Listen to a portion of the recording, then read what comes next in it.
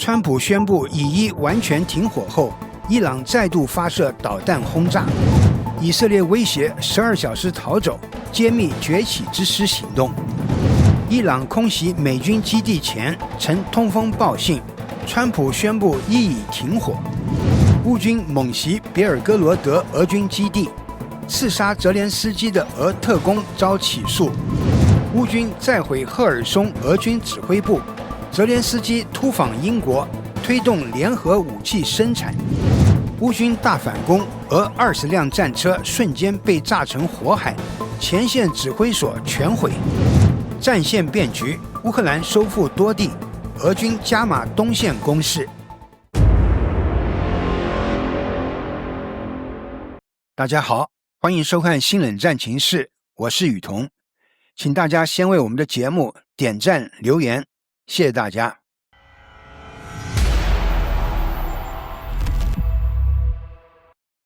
就在美国总统川普宣布以色列与伊朗全面停火不到数小时，战火竟再度点燃。据最新消息，伊朗无视停火承诺，再次对以色列发动导弹攻击。以色列总理办公室发出声明表示，就在停火协议生效前几分钟，伊朗突然发射一波导弹攻击，造成以色列境内4名平民死亡。尽管如此，以色列仍在北京时间上午7时如期启动停火机制，试图维持地区和平。但令人震惊的是，仅仅6分钟后，上午7点06分，伊朗再度发射导弹，紧接着在上午10点25分发射另外2枚。幸运的是，这3枚导弹全数被以军成功拦截或坠落空地，未造成人员伤亡与财产损害。对伊朗多次违反停火承诺，以色列决定精准还击，空军出动对德黑兰近郊一处关键雷达设施发动空袭，并成功摧毁目标。根据川普总统与纳坦尼亚胡总理的通话内容，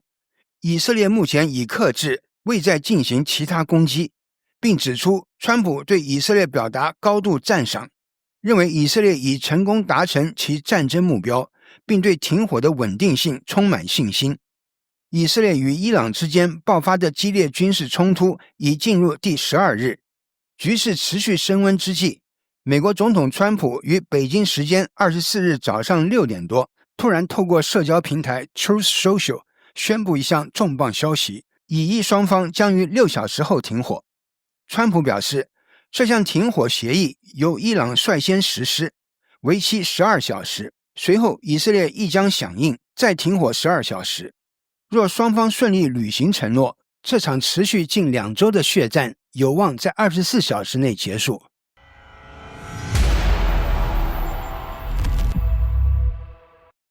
在发动对伊朗设施的空袭之际，以色列特工悄然展开一项暗中行动。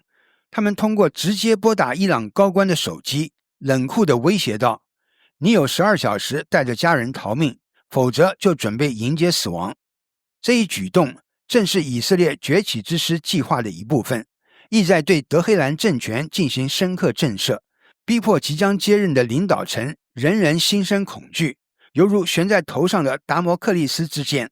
根据《华盛顿邮报》报道，以色列的情报机构不仅精通波斯语，还通过手机直接与伊朗高层官员联络，警告他们如果继续支持伊朗最高领袖哈梅内伊，将面临致命威胁。根据一位消息人士估计，超过20名伊朗官员收到了这样的警告。从其中一段录音中可以听到，一名以色列特工在与一位伊朗高层将领的通话中说道：“给你一个忠告，你有12小时带着家人逃走，否则你会在我们的名单上。”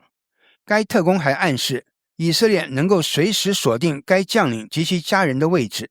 我们比你的颈动脉更近，记住这句话，愿上帝保佑你。这名将领隶属于伊朗的伊斯兰革命卫队 IRGC， 他被要求在12小时内录制一段视频，公开与伊朗政府划清界限，表明自己的立场。当他问我该如何将视频发送给你时，特工回答道：“我会给你一个 Telegram 账号上传视频。”目前尚不清楚该将领是否真的录制并发送了这段视频，但消息人士透露，这位将领似乎仍在伊朗境内，且尚未遭遇不测。另一位知情人士指出，这项行动的核心目标是威慑并扰乱德黑兰的高层领导结构。对伊朗高层军事和安全官员的恐吓电话是以色列一项更广泛秘密行动的一部分。根据以色列安全官员透露，这项行动与对伊朗核设施、武器生产基地和导弹发射器的军事打击密切配合，构成了一种整体战略。以色列官方表示，这项代号为“崛起之狮 Rising Lion” 的行动涉及一支秘密情报小组的启动，在伊朗境内事先部署的武器库的启用，以及多个已经潜伏了数周甚至数月的作战资源。在与伊朗将领的通话中，以色列特工还特别提到那些已经被暗杀的伊朗军事高层和核科学家。特工对将领说：“我告诉你，仔细听好，我今天打这通电话是来自一个刚刚把巴盖里、萨拉米和上河尼送上地狱的国家。”这项行动的战略意图是让哈梅内伊在填补被以色列暗杀的高级官员职位时遭遇困难。消息人士透露，那些原本计划递补空缺的第二层级领导人现在都感到恐惧。该官员表示，哈梅内伊现在面临严重困境，无法为那些被除掉的高官找到合适的继任者，即使他勉强找到了接替的人选。这些人也不是他原本打算提拔的有能力的候选人，因为真正有地位和能力的高层领导者现在都不愿接任这些职位。西方安全官员表示，当前尚未看到伊朗军方和革命卫队高层有叛逃的迹象。然而，一名以色列官员透露，部分伊朗高层官员是通过自家门缝收到警告信，部分则是通过电话直接联系，甚至有些人是通过配偶收到消息。以色列方面非常清楚，这些官员对他们来说毫无隐瞒，且情报渗透率几乎是100%。知情人士还透露，部分伊朗高层官员甚至曾多次接到警告电话，最终与以色列情报人员展开对话。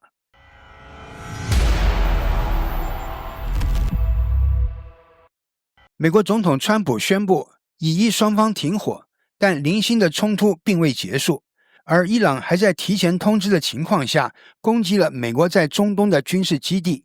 当地时间6月23日，川普在社交媒体上发文称，伊朗和以色列将在德黑兰时间次日凌晨4点起实施停火。他还将这场对抗称为12日战争。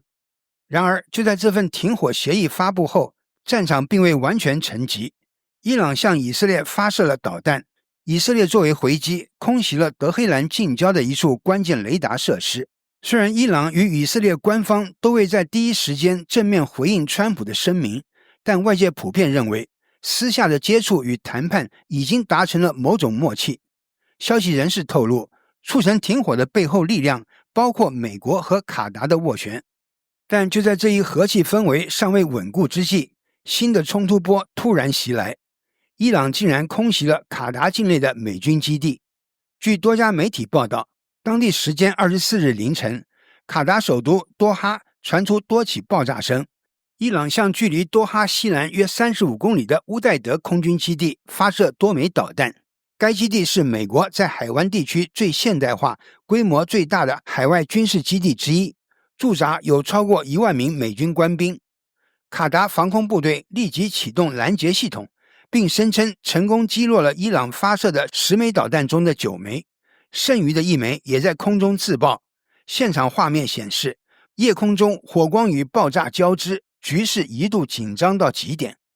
令人疑惑的是，美方和卡达方面随后透露，伊朗竟在空袭前通过2个外交渠道提前通知了这次攻击，似乎是为了尽量避免造成实际伤亡。然而，德黑兰方面却矢口否认，反指正是他们的军事行动逼迫美以接受停火。这场外交与军事的双重博弈让外界看得眼花缭乱，是伊朗刻意打而不伤，以强硬姿态换取谈判地位呢？还是美国和卡达有意降低事态严重性，以便平稳过渡停火阶段呢？双方各执一词。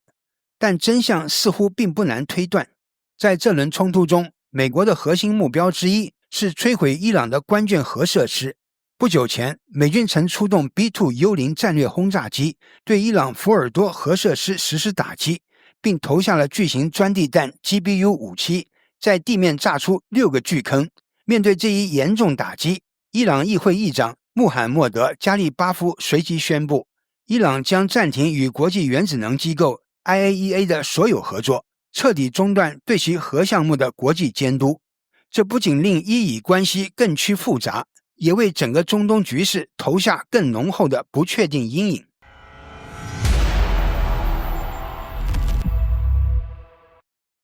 俄乌战争持续升温，乌克兰不仅在库尔斯克方向展开攻势，还将打击范围扩大至俄罗斯更多边境要地。最新战报显示，乌军再度出手，重创了别尔哥罗德地区的一处俄军基地。据俄独立媒体 Astra 报道，当地时间6月20日深夜，乌克兰出动无人机，对别尔哥罗德州罗戈瓦托耶地区发起突袭，目标直指附近一处俄军基地，现场设施遭到严重破坏。尽管俄方曾试图将袭击目标描述为农业设施，但从损毁情况来看，军事属性不言自明。与此同时，乌军也确认对俄后方关键工业设施展开破坏行动。6月23日晚，乌克兰总参谋部证实，其部队袭击了罗斯托夫州的阿特拉斯工厂，击毁了厂内一个为俄军提供燃料与润滑油的主要油库。这一打击对俄军前线的后勤系统构成直接威胁。除了战场上的攻势，一场暗藏于幕后针对乌克兰总统泽连斯基的刺杀阴谋也被正式曝光。波兰方面日前宣布，检方已对一名名为帕维尔 K 的俄罗斯特工提起诉讼。调查显示，帕维尔曾试图窃取波兰热舒夫亚西温卡机场的安保信息，并将其传送给俄方情报机构，以便为对泽连斯基发动精准打击创造条件。该机场是泽连斯基经常使用的中转点之一，也是西方援乌物资的重要通道。2024年4月，在波兰与乌克兰情报部门的联合行动下，帕维尔被成功逮捕，现将面临法律的严厉审判。与此同时，乌克兰方面也揭示了他们在俄境内发动蛛网行动的内幕。乌克兰安全局局长马柳克披露，乌方特工将无人机零部件分批秘密运入俄罗斯境内，并通过贿赂海关等手段成功规避检查。随后，这些零件被在地组装并部署，针对俄方多个军事机场实施精确打击，成功破坏了多处关键设施。在战事持续与情报战交织之际，乌克兰继续获得国际支持。纽西兰政府于北约海牙峰会前夕宣布，将向乌克兰追加提供940万美元援助。纽西兰总理拉克森表示，这是对乌克兰坚定立场的具体体现。分析指出，西方国家正在从传统军援转向对乌克兰军工系统的直接资助，从而显著提升援助效率与作战持续性。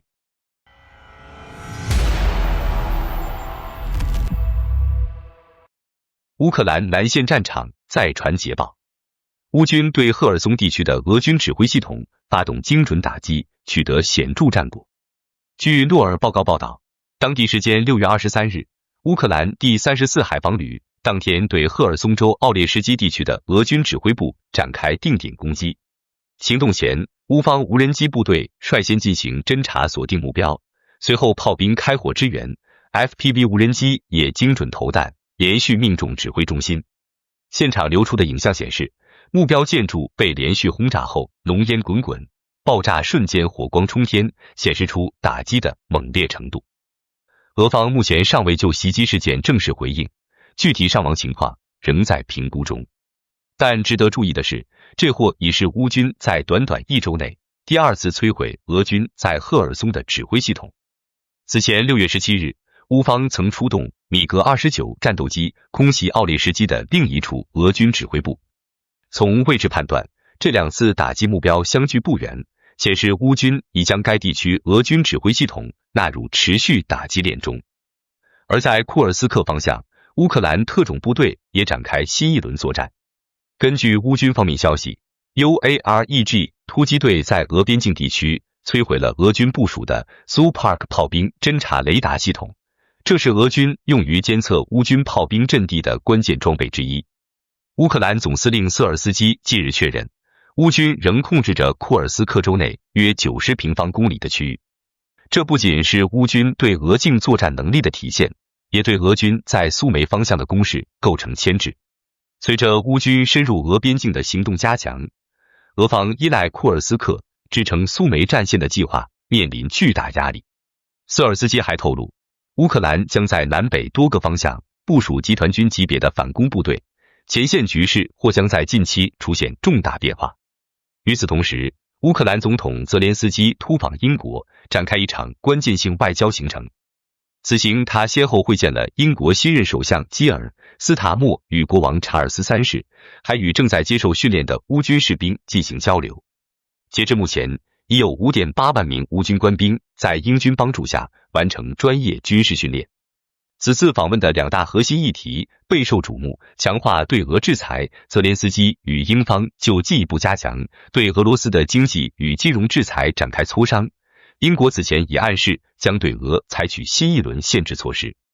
推进联合武器生产，泽连斯基重点推动与英方开展军事工业合作，意在提升乌军前线持续作战能力，减少对国外现成武器依赖。若计划落实，未来乌克兰境内或欧洲其他国家将成为乌英联合武器制造与维修的前沿阵地。当前局势显示，乌克兰正加速在军事与外交双战线上推进战略布局，在前线持续施压俄军的同时，稳固并扩大西方援助基础，为接下来的反攻行动争取时间与资源。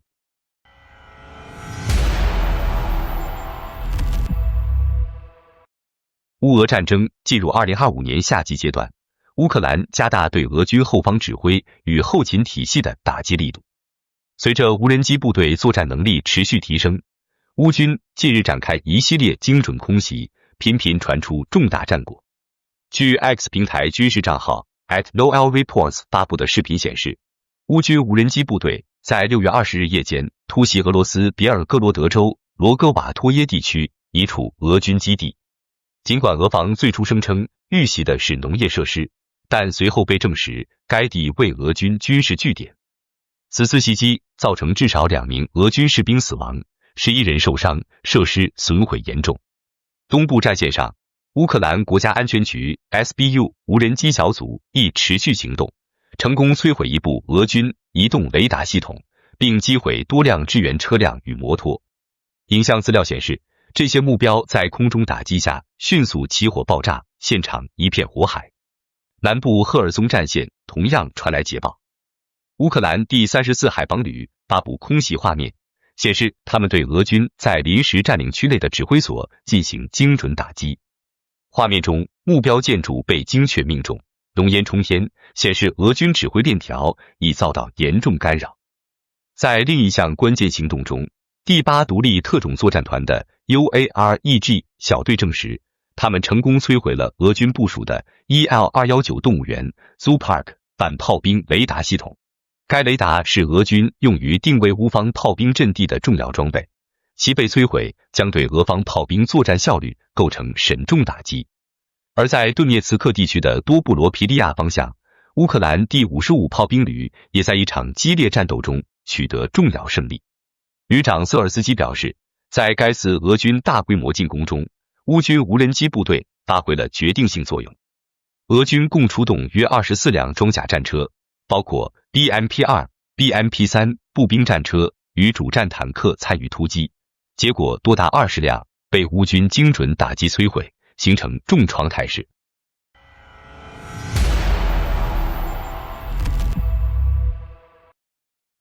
2025年6月24日，俄乌战争进入第1217天，战火持续在多个战线蔓延。